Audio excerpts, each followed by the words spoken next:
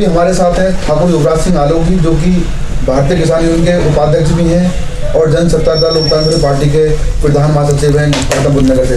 ठाकुर साहब, आपका स्वागत है। हम ये जानना चाह रहे हैं, हाल ही में हमारे देश में बहुत बड़ी घटना हुई है पंजाब में। हमारे देश के सर्वप्रथम प्रधानमंत्री जी का काफिला रोक लिया गया, तो कहना चाहेंगे क्या सोचते हैं आप इस पर? देखिए, प्रधानमंत्री तो सर्वोच्च संवैधानिक पद है हिंदुस्तान का। अगर प्रधानमंत्री के साथ इस तरीके का लापरवाही घोर हो सकती है तो आम आदमी की तो कहीं ही क्या।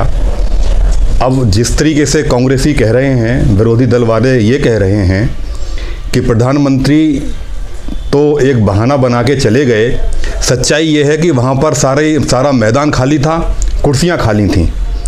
तो उन्होंने ये आरोप कांग्रेसियों के ऊपर लगा दिया और ख़ुद वहाँ से लौट गए, जबकि ऐसा कुछ था नहीं। ये कहना है कांग्रेसियों का।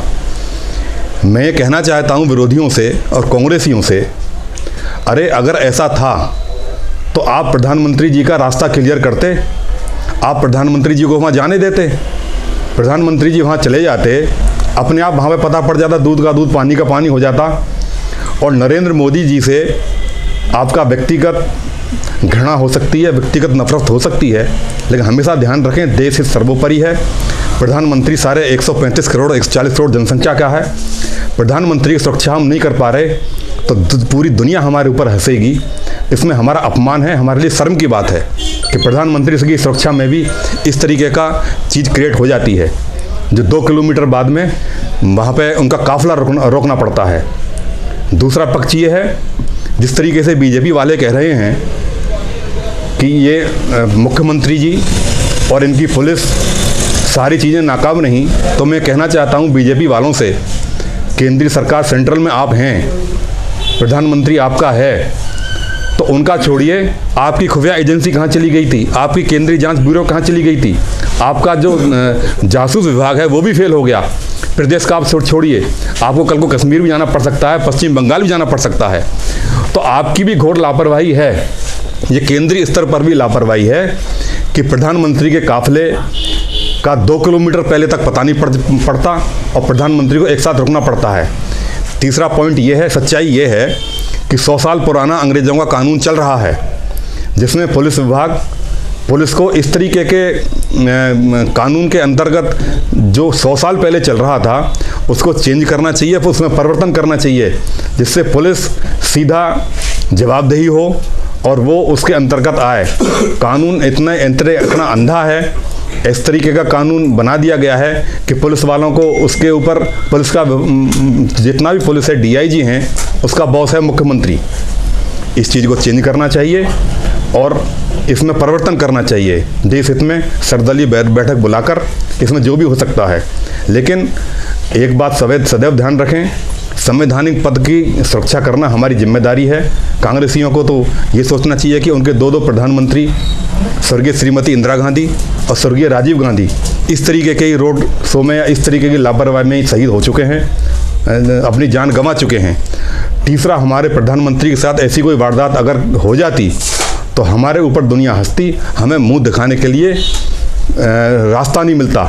लेकिन बीजेपी वाले भी इससे बच नहीं सकते, उनकी घोरतम लापरवाही है, उनकी जांच ब्यूरो की जो एजेंसियां हैं उनकी भी लापरवाही है, उसकी भी जांच होना चाहिए। मुख्यमंत्री के ऊपर तो तुमने जांच बिठा दी, पुलिस विभाग के ऊपर तुमने जांच बिठा दी, एसएसपी को तुमने सस्पेंड कर दिया, लेकिन तुम्हारी जांच एजेंसियां जो हैं वो भी फेल हैं, उनकी भी जांच की जाए। उसके लिए कौन बोलेगा? क्योंकि जज भी आप हैं, मठाधीश भी आप हैं, डिसीजन देने वाले भी आप हैं, स्वयंभू आप बैठे हुए हैं, तो आपके ऊपर कौन आरोप लगाएगा? उसकी जांच भी निष्पक्ष करनी चाहिए। जी, जो लोग आपको देख रहे हैं, आप इस घटना के बाद आप क्या मैसेज देना चाहेंगे, क्या संदेश देना चाहेंगे, क्या अपील करना चाहेंगे? देखिए, मैं ये कहना चाहूँ, किसी भी पार्टी का दल का नेता है, उसके पास हमारे मतभेद हो सकते हैं, मनभेद ना रखें। मोदी जी हैं या कोई भी हैं, इस तरीके कल को राहुल गांधी आते हैं, सोनिया मैडम आती हैं, या कोई भी राजनेता आता है, उसको सुरक्षा हमारी जिम्मेदारी बनती है। और इस तरीके से एक साथ वहाँ पे उसके काफिले को नहीं निकलने देना, रोक देना, ये कानून में उसके अलावा भारतीय लोकतंत्र के लिए बड़ा घातक है। लोकतंत्र में ये चीज़ शोभा नहीं देती। हमारे विचार अलग अलग हो सकते हैं, उसके लिए हमारी जिह्वा दी हुई है ऊपर वाले ने। वार्तालाप के द्वारा हम विचारों को व्यक्त कर सकते हैं। उसके लिए ज़रूरी नहीं है कि अहिंसक चीज़ अपनाई जाए। अहिंसा का रास्ता अपनाना चाहिए, महात्मा गांधी वाला, उस चीज़ पर चलना चाहिए। सभी से मेरा निवेदन ये है, शांति भंग ना होने दें। अभी तो 5 राज्यों में चुनाव होने वाले हैं। ये सारे दलों के नेता अधिकतर बावले से हो रहे हैं, गलत गलत बयान दे रहे हैं। अरे राजा भैया से सीखिए। मैं इसलिए नहीं कह रहा कि मैं जनता दल पार्टी से जुड़ा हुआ हूँ।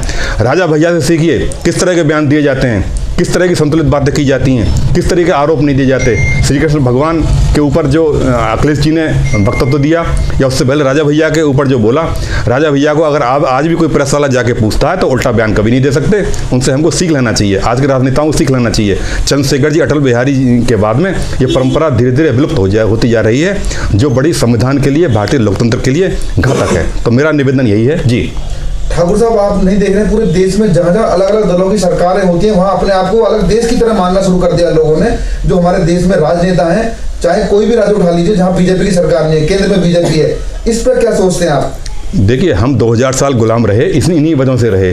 कभी हूण आ गए, कभी तुर्की आ गए, कभी हवाई जहाज़ों में आ गए। मुट्ठी भर लोग जहाज़ों में आकर हम पर हमला कर देते हैं, हमको धीरे धीरे गुलाम बना देते हैं। क्योंकि अगर एक मैं राजा हूँ, मेरे ऊपर हमला होता है, तो आसपास के जितने भी राजा हैं वो चाहते हैं कि इसका स्वाभिमान डाउन हो। तो हम मुट्ठी भर लोगों से हम पराजित होते आए हैं, ना चाहते हुए भी। तो आज भी वही परंपरा चल रही है। हमारे जितने भी दल हैं, जितने भी संगठन हैं, वो सब में अलग अलग विचार हों, कोई दिक्कत नहीं है। भारतीय लोकतंत्र के लिए विरोधी दल का होना बड़ा जरूरी है, अलग अलग विचार होने बड़े जरूरी हैं। लेकिन जब राष्ट्र हित की बात आती है, देश हित की बात आती है, उसे सर्वोपरि रखिए। तो प्रधानमंत्री से आप नफरत मत करिए, मोदी जी से जितनी मर्जी नफरत करिए, अपने मतभेद रखिए, लेकिन जहाँ एकता अखंडता की बात आती है, उस पर हमको एकजुट रहना चाहिए और सभी का इसमें हम साथ देना चाहिए। तो मैं निवेदन यही करूँगा अपने साथियों से कि मनभेद को ना पनपने दें, मतभेद रखें। आज ये सोनिया मैडम समाजवादी पार्टी को छोड़कर हमारे साथ जुड़ी हैं, शर्मा जी जुड़े हैं और भाई जुड़े हैं। समाजवादी विचारधारा हमारी लुप्त नहीं हो सकती। समाजवादी हम आप आज भी हैं और हमको गर्व है कि हम सब हमारे समाजवादी परिवार से हैं। हम पूर्व एक समाजवादी प्रधानमंत्री चंद्रशेखर जी के हुए, उनके साथ हम जुड़े रहे हैं, हमारे पिता जुड़े रहे हैं। समाजवादी कहने में हमको शर्म नहीं, लेकिन समाजवाद के नाम पर जिस तरीके की चीज़ें की जाती हैं, जिस तरीके की बातें की जाती हैं, उनसे हमें मतभेद है। मनभेद हमारा आज भी किसी नेता से नहीं है। हमारे सारे साथी जिले स्तर पर और नगर स्तर पर और प्रदेश लेवल पर समाजवादी विचारधारा के आज भी हमारे साथ हैं, आगे भी रहेंगे। जी धन्यवाद। जय हिंद। धन्यवाद।